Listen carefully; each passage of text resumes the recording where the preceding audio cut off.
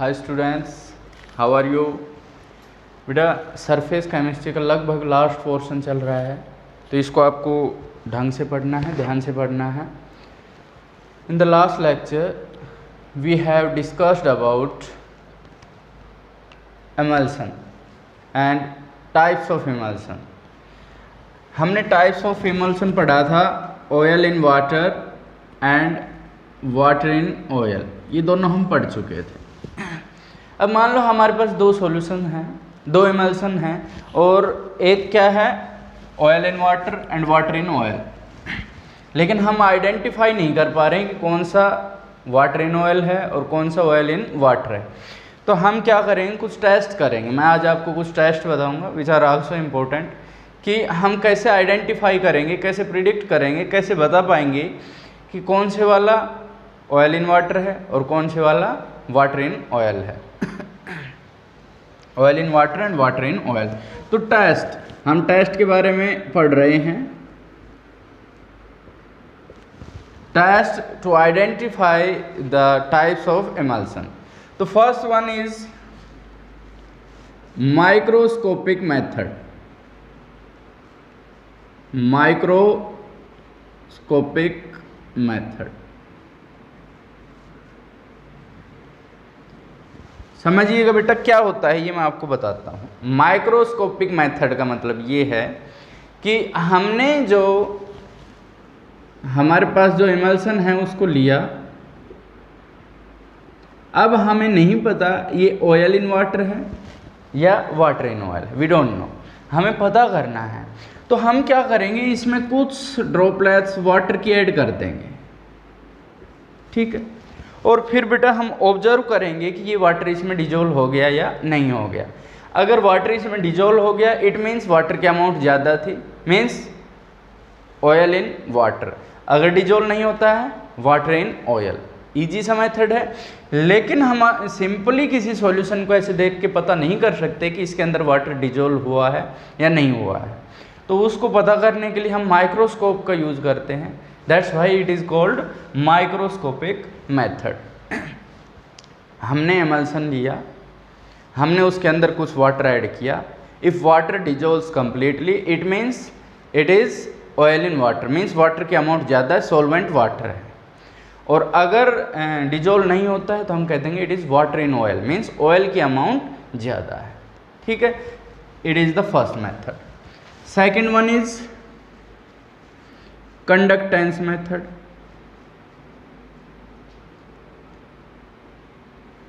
Conductance method, इसमें क्या करेंगे बेटा, ध्यान से समझना। हम इसके अंदर इलेक्ट्रोलाइट ऐड कर देंगे, इलेक्ट्रोलाइट डाल लेंगे और फिर उसकी कंडक्टेंस मेजर करेंगे। अगर कंडक्टेंस इंक्रीज हो रही है तो क्या कहोगे कि oil in water. If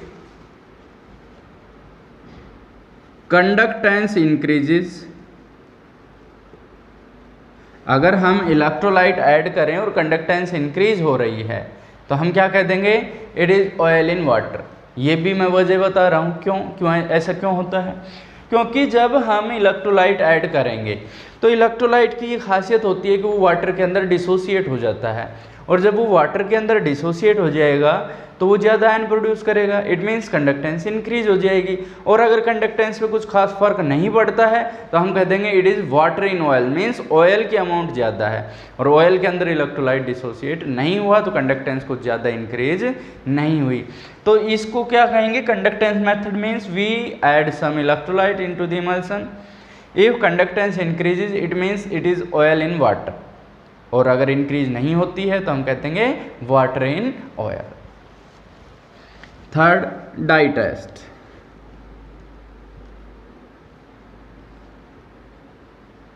die test क्या होता है बेटा, हम एक ऐसी डाई लेंगे जो ऑयल सोल्यूबल हो, मीन्स ऑयल में डिजोल्व हो रही हो, चाहे वाटर में डिजोल्व होने वाली ले लो। हम क्या करेंगे कि हमने ये ले लिया, मान लो कोई लिक्विड, कोई एमल्सन ले लिया, और इस एमल्सन में हमने क्या कर दिया, ऑयल ऐड कर दिया, सॉरी डाई डाल लिया हमने। अगर ये है हमारे पास इस तरीके से, ये हमारे पास इमल्सन है, ठीक है। अगर हम इसमें ऑयल सोल्यूबल डाई डाल दें, इधर से हमने डाल दिया ऑयल सोल्यूबल डाई, अगर वो कंप्लीटली डिजोल्व हो जाती है वो डाई, सॉल्यूशन बढ़िया हो जाता है, इसका मतलब क्या है कि इसमें ऑयल ज़्यादा है, तभी जाके इसमें आसानी से सोल्यूबल हो गई, डिजोल्व हो गई। तो हम क्या कह देंगे, it is water in oil. अगर डिजोल्व नहीं होती है तो हम कह देंगे oil in water. Means oil in water और वाटर इन ऑयल को आपको अच्छे से समझना है। Oil in water means water is solvent and water in oil it means oil is solvent, ठीक है। तो these are the three main methods to find out the types of emulsion. अब इसके बाद हम प्रॉपर्टीज पढ़ लेते हैं इमल्सन की। Properties of emulsion, properties of emulsion. तो बेटा इमल्सन की प्रॉपर्टीज, इमल्सन क्योंकि एक कोलोइडल सोल होता है तो ये कोलोइडल जो प्रॉपर्टीज दिखाते हैं वो सारी दिखाएगा। इमल्सन क्या करेगा, ब्राउनियन मूवमेंट शो करेगा, इमल्सन टिंडल इफेक्ट शो करेगा, इमल्सन कोएगुलेशन शो करेगा। तो वो सारी प्रॉपर्टीज शो करेगा। कौन कौन सी, टिंडल इफेक्ट हम कह सकते हैं, it will show Tyndall effect, it will show coagulation, it show Brownian movement, ठीक है। ये आप नोट कर लेना। इसका एक प्रॉपर्टी और है जो कि इंपॉर्टेंट है, मैं बता देता हूं।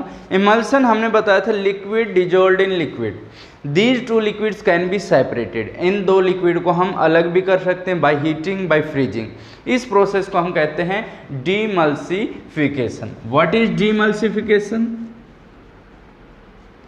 डीमल्सिफिकेशन it is the method to separate the two liquids of emulsion. Emulsion के टू लिक्विड्स को हीट करके, फ्रीज करके या कोई और मेथड यूज करके हम सेपरेट कर सकते हैं, तो उसको हम क्या कहेंगे, डीमल्सिफिकेशन। मीन्स इमल्सन के लिक्विड्स को सेपरेट करने के लिए जो मेथड हम यूज करते हैं उसको हम क्या कहेंगे, डीमल्सिफिकेशन। तो ये इमल्सन टॉपिक था जो फिनिश हो चुका है। इसके बाद हम नेक्स्ट टॉपिक पे चलेंगे, दैट इज जेल। अब हम बात करेंगे जेल्स की। What are gels? तो जेल्स तो बेटा हमने पढ़ा था, जेल्स क्या था, liquid dissolved in solid, liquid dissolved in solid. Gel हमने आपको पढ़ाया था, हमने आपको एक टेबल बताई थी शुरू में, इमल्सन्स भी पढ़ाए थे, जेल्स भी। तो जेल्स क्या होते हैं, जिनमें लिक्विड डिजोल्व किया हो सॉलिड में। जनरली हम सॉल्यूशन पढ़ते हैं कि सॉलिड डिजोल्व्ड इन लिक्विड, लेकिन इसके अंदर क्या है, liquid dissolved in solid gels. तो इसको डिफाइन कर सकते हो, gels in which solid is dispersion medium and liquid is dispersed phase. इसको हम कह सकते हैं ये क्या है, डिस्पर्स्ड फेज है, जबकि सॉलिड क्या है, डिस्पर्सन मीडियम, ठीक है। तो ये क्या है, जेल्स। अब हम जेल्स की टाइप्स पढ़ेंगे, types of gel. Gel two types के होते हैं, एक तो होता है इलास्टिक जेल और दूसरा होता है नॉन इलास्टिक जेल। तो हो सकता है इनमें डिफरेंस पूछ लिया जाए कि what are elastic gel and non elastic gels. तो आप क्या कहोगे, elastic gels are those gels which are elastic in nature. Means elastic in nature. अब इसका मतलब समझना, इलास्टिक इन नेचर का मतलब क्या होता है। इलास्टिक इन नेचर का मतलब होता है कि जैसे जेल बन गया, फिर सॉलिड और लिक्विड को हम सेपरेट कर दें, फिर से डिजोल्व कर दें, तो वो कैसा हो गया, इलास्टिक इन नेचर। इसमें सॉलिड और लिक्विड को एक बार सेपरेट कर देंगे तो दोबारा डिजोल्व नहीं होंगे, तो वो क्या हो गए, नॉन इलास्टिक इन नेचर। तो इसको हम कह देंगे नॉन इलास्टिक इन नेचर। बेटा इलास्टिक और नॉन इलास्टिक समझ में आया। इलास्टिक का मतलब क्या बताता हूँ मैं आपको कि दो जो कंपोनेंट्स हैं जेल्स के, सॉलिड और लिक्विड, उनको सेपरेट कर दें, फिर से डिजोल्व कर दें, सेपरेट कर दें, डिजोल्व कर दें, तो आसानी से हो जाएगा, इलास्टिक कहलाएगा। अगर हम एक बार सेपरेट कर दें तो उसको क्या कहेंगे हम, non elastic. Second one, this shows imbibition property and this does not show imbibition property.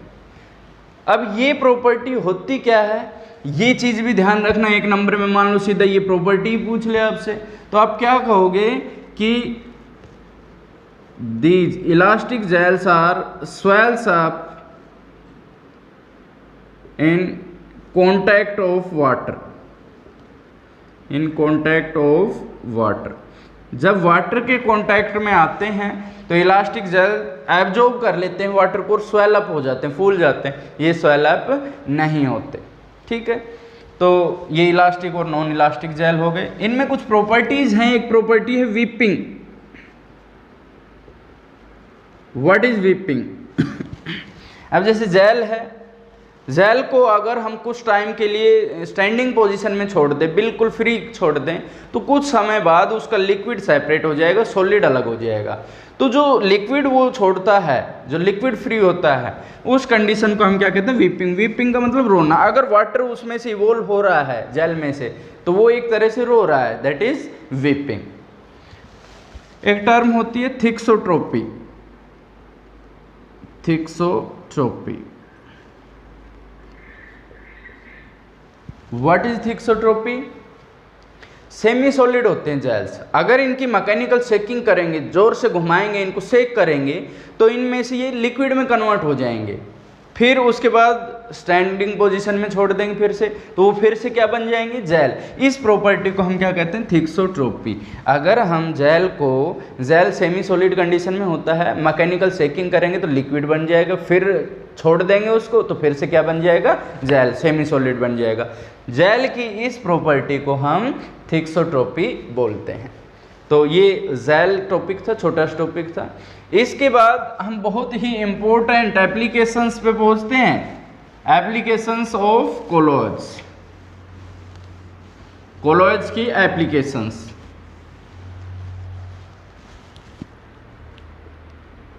Applications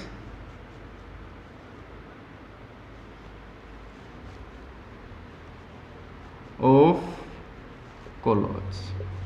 भाई हमने कोलॉइड्स पढ़े, कोलॉइड्स क्या होते हैं, कैसे प्रिपेयर करते हैं, इन पे कैसा चार्ज होता है, इनको प्योरीफाई कैसे करते हैं, इनकी प्रॉपर्टीज़ क्या होती है, हमने सारी चीज़ें पढ़ ली। अब हम पढ़ेंगे इनके एप्लीकेशंस के। हमने ये पढ़े, लेकिन ये यूज़ कहाँ होते हैं, इनका क्या काम है। तो सबसे पहला मैं आपको बताता हूँ मेडिसिन्स।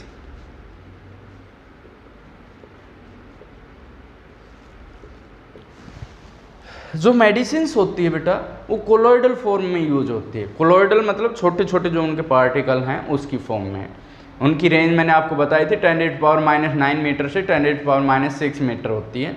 तो उस रेंज में उनकी प्रॉपर्टीज़ क्या होती हैं, बहुत मेडिसिन की फॉर्म में यूज़ की जाती है। कैसे? पहले तो क्यों की जाती है, क्योंकि जो छोटे साइज में उनका सरफेस एरिया बढ़ जाता है। मान लो यही है, इसको मैं तोड़ दूंगा तो इसका सरफेस एरिया यहाँ से और यहाँ से, ये सरफेस एरिया बढ़ गया है इसका, तो सरफेस एरिया बढ़ जाता है तो जल्दी वर्क करती है, फास्ट वर्क करती है। तो मैं कुछ एग्जांपल दे रहा हूँ, जैसे कि सिल्वर कोलॉइड। अब इनको याद रखना आप, ये जो 3-4 पॉइंट मैं बताऊंगा इनको नोट भी करोगे और याद भी रखोगे। कॉम्पिटिशन में 1 नंबर में बहुत पूछे जाते हैं ये, कि जो सिल्वर कोलॉइड्स होते हैं वो आई लोशन में यूज किए जाते हैं, आई लोशन की फॉर्म में, ठीक है। दूसरा है gold. Gold colloids intra muscular injection. Intramuscular injection में इनका यूज होता है। कई बार क्वेश्चन ये पूछा गया है कि कोलॉइड्स को, जो गोल्ड कोलॉइड्स है, उनको इंट्रामस्कुलर इंजेक्शन की फॉर्म में क्यों यूज किया जाता है, तो हम कहेंगे क्योंकि गोल्ड का जो कोलॉइडल फॉर्म है वो ब्लड के अंदर आसानी से मिक्स हो जाता, मिल जाता और आसानी से वर्क कर पाता है। बिल्कुल ध्यान रखना है, इम्पोर्टेंट लिख रहा हूँ मैं इसको, कि ये जो इसकी गोल्ड की कोलोइडल फॉर्म है ये ब्लड के अंदर आसानी से मिक्स हो जाती है और बहुत अच्छे से वर्क कर पाती है, इसलिए इसका यूज किया जाता है। अगर मैं एंटीमनी कोलॉइड्स की बात करूं तो एंटीमनी की जो कोलोइडल फॉर्म है वो एक बीमारी होती है काला जार, तो काला जार में उसका यूज किया जाता है। ध्यान रखिएगा बेटा, इंपॉर्टेंट है ये। चौथा और बता देता हूं मैं, और एक नंबर में कहीं ना कहीं कंपटीशन में आपकी मुलाकात इनसे ज़रूर होगी। अगर आप कहीं बैठे कंपटीशन में, अगर फ्यूचर में आप साइंस में रहे तो इन चीज़ों से आपकी मुलाकात ज़रूर होगी। इसके बाद मैं बता रहा हूं milk of magnesia.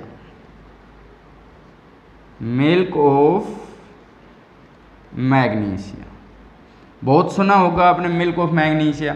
Colloidal form में ये मेडिसिन यूज होती है, एंटासिड की तरह यूज होती है। एंटासिड मतलब एंटी ऑफ एसिड। एंटासिड का मैं बता देता हूँ कि अगर हमारे स्टोमक के अंदर एसिड की अमाउंट बढ़ जाती है तो एसिडिटी बढ़ जाती है, जलन होती है, तो उसको मिटाने के लिए, उस एसिड के अमाउंट को डिक्रीज करने के लिए हम मिल्क ऑफ मैग्नीशिया का यूज करते हैं, दैट इज एंटासिड। तो ये 4 मेन पॉइंट्स आपको याद रखने हैं, ठीक है। तो पहला हो गया मेडिसिन्स। आपको ये भी पता होना चाहिए कि कोलोइडल फॉर्म किसी पार्टिकल की मेडिसिन्स में क्यों यूज की जाती है और कौन कौन सी यूज करके किस किस बीमारी के लिए यूज होती है। Second one, food. अब अगर मैं फूड की बात करूं तो हमने पढ़ा था मिल्क एक फूड है और मिल्क क्या है, एक कोलोइडल फॉर्म है, हमने पढ़ा था। अगर मैं बताऊं आपको बटर, बटर क्या है, फूड है और किस फॉर्म में, कोलोइडल फॉर्म में है। तो एक ये चीज भी आपको याद रखना है। थर्ड वन मैं आपको बताता हूं formation of delta. Formation of delta. अब ये फॉर्मेशन ऑफ डेल्टा एक्चुअल में है क्या? आप देखते हो नदी जब समुद्र में गिरती है तो उस जगह पर एक मतलब हीप इकट्ठा हो जाता है, कंकड़ मिट्टी इनका एक ढेर बन जाता है डेल्टा की तरह, तो उसको हम कहते हैं डेल्टा फॉर्मेशन। अब जैसे मान लो ये समुंदर है,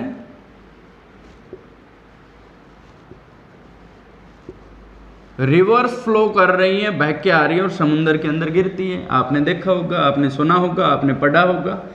तो ये जो नदी है ये आके समुंदर के अंदर गिर रही है, तो इन नदियों के अंदर छोटे छोटे कंकर होते हैं, छोटे छोटे पत्थर होते हैं, मिट्टी डस्ट पार्टिकल्स होते हैं।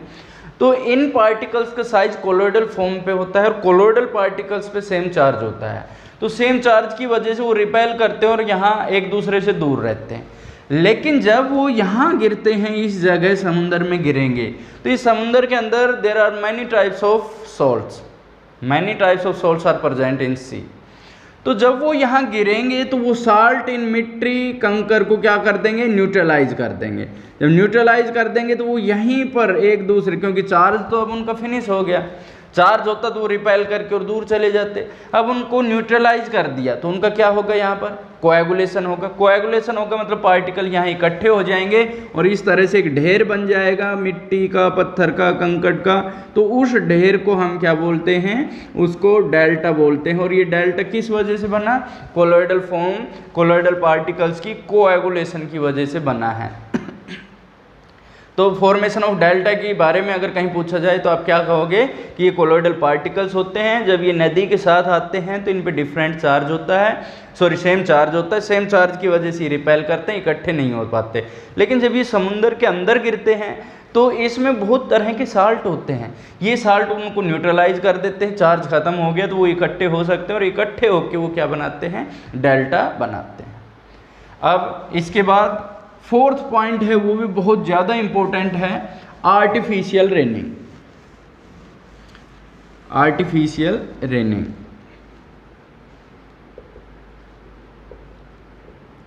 आर्टिफिशियल रेनिंग क्या होती है वो बता रहा हूं मैं आपको। ये तो आपको पता है क्लाउड है, क्लाउड के अंदर वाटर पार्टिकल्स होते हैं।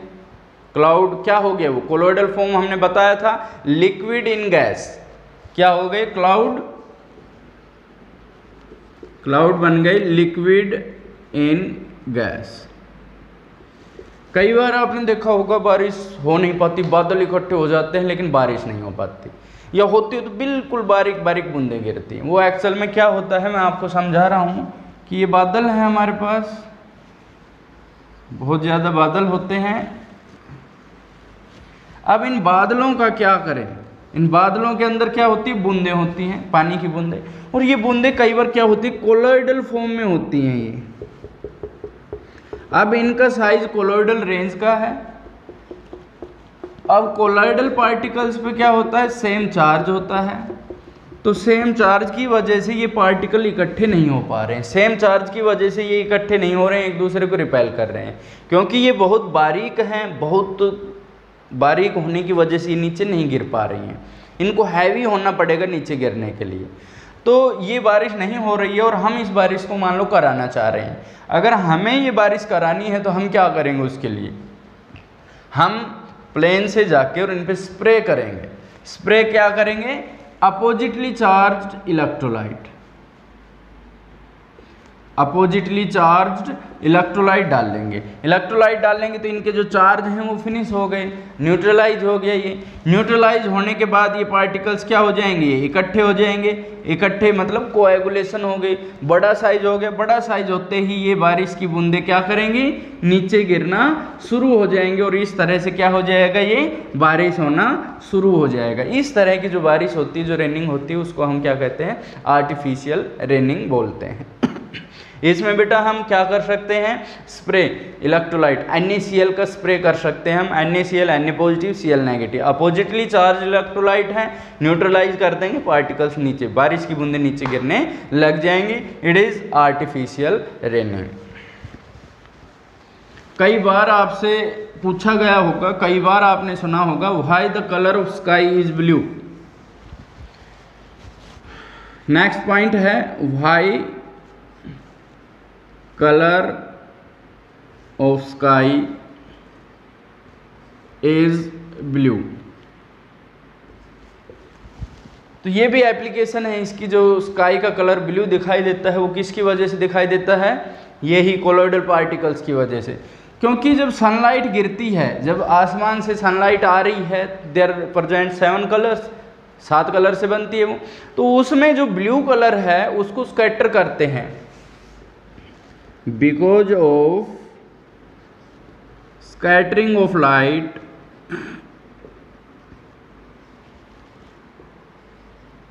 by colloidal particles,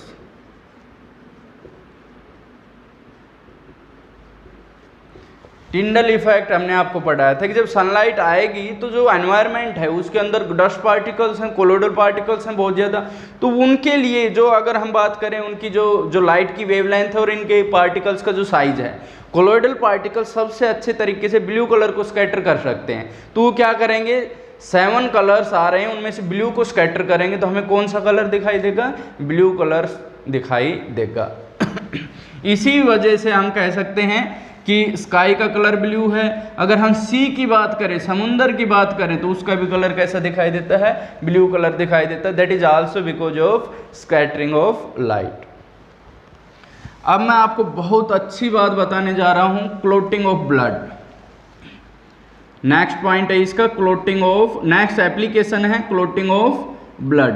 ब्लड की क्लोटिंग कैसे होती है, हमने आपको बताया था ब्लड पे कैसा चार्ज होता है, ब्लड के ऊपर कैसा चार्ज होता है। ब्लड के अंदर हीमोग्लोबिन होता है और हीमोग्लोबिन पे मैंने आपको पॉजिटिव चार्ज बताया था। हीमोग्लोबिन मैंने आपको बताया था, इस पे पॉजिटिव चार्ज होता है। जब हमारे शरीर पे कहीं चोट लगती है, कट लगता है, तो ब्लड फ्लो करने लग जाता है। हीमोग्लोबिन पे कैसा चार्ज है, पॉजिटिव। कोलोइडल रेंज में होता है तो कोलोइडल पार्टिकल से एक दूसरे को रिपेल करते हैं। अब आपको क्वेश्चन कई बार दिया जाता है कि ब्लड जब कहीं कट होता है तो FeCl3 डाला जाता है, ये इफेक्टिव है, ब्लड की क्या कर देता है, क्लोटिंग कर देता है, क्लोट बना देता है, ब्लड को गाढ़ा कर देता है, ब्लड को वहाँ जमा देता है, इस वजह से ब्लड फ्लो नहीं कर पाता। तो आपसे पूछा जाएगा व्हाई FeCl3 इज यूज्ड, आप क्या कहोगे? बुक में जो लिखा है, बुक में ये लिखा है कि FeCl3 ब्लड को क्या कर देता है? न्यूट्रलाइज कर देता है, उसके चार्ज को फिनिश कर देता है। फिनिश की वजह से क्या हो जाएगा कि वो न्यूट्रलाइज, कोएगुलेशन, ब्लड की कोएगुलेशन हो जाएगी, ब्लड इकट्ठा हो जाएगा एक जगह और फ्लो करना बंद कर देगा। आप भी ये लिख सकते हैं, लेकिन जो जेन्युइन रीजन है, जो आपको किसी ने नहीं बताया होगा, वो मैं आपको बताता हूँ।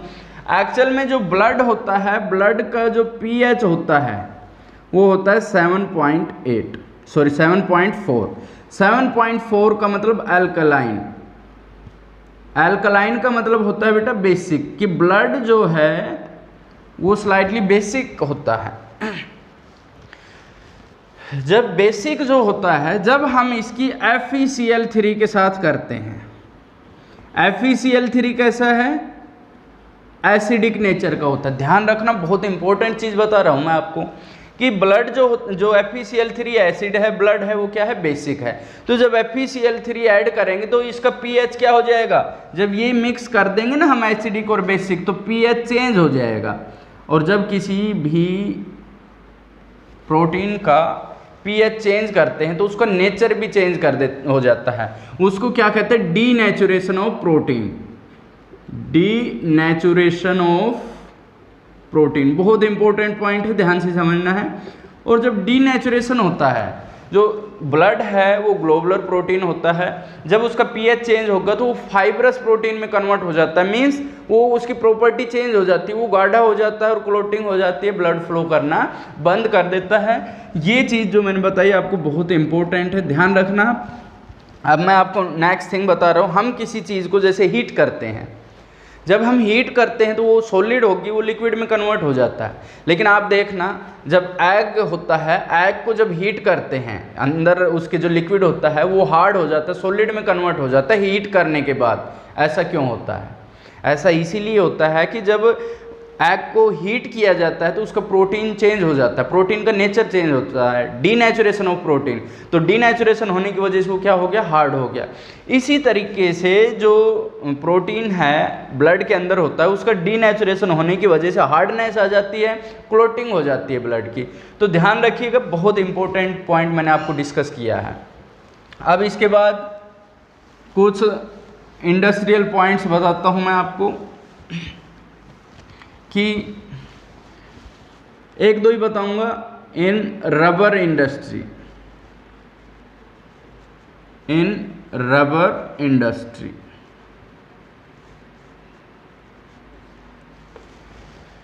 रबर की जो इंडस्ट्री होती है उसके अंदर भी कोलोइडल पार्टिकल्स का यूज होता है। कैसे? जो लेटेक्स है, लेटेक्स का एक पौधा होता है, और लेटेक्स का जो पौधा होता है, जैसे ये पौधा है लेटेक्स का,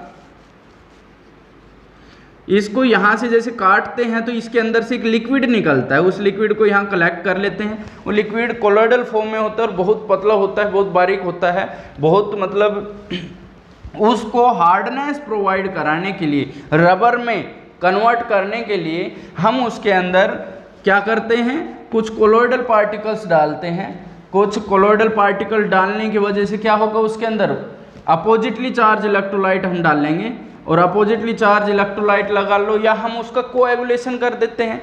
हम उसके अंदर क्या करेंगे? ये जो कोलोइडल पार्टिकल्स हैं लेटेक्स के, इन पे नेगेटिव चार्ज होता है, हम इलेक्ट्रिसिटी पास करेंगे तो सारे कोलोइडल पार्टिकल्स क्या होंगे? पॉजिटिव इलेक्ट्रोड पे इकट्ठे हो जाएंगे, कोएगुलेट हो जाएंगे। इकट्ठे हो जाएंगे तो इनके अंदर क्या आ जाएगी? अट्रैक्शन हो जाएगी, इनका चार्ज तो फिनिश हो गया। जब अट्रैक्शन हो जाएगी तो इनमें क्या आ जाएगी? हार्डनेस। तो रबर बनाने के लिए भी हम किसका? कोलोइडल पार्टिकल्स का यूज करते हैं, कोलोइड्स को कोएगुलेशन कर देते हैं। ठीक है। जो इसमें एक इम्पोर्टेंट है, कई बार क्वेश्चन पूछा गया है, tanning of leather. Tanning of leather, ये और बता देता हूं मैं एक्चुअल में होता क्या है। टैनिंग ऑफ लेदर, लेदर जो है उसको हार्ड बनाने के लिए क्या किया जाता है? तो टैनिन,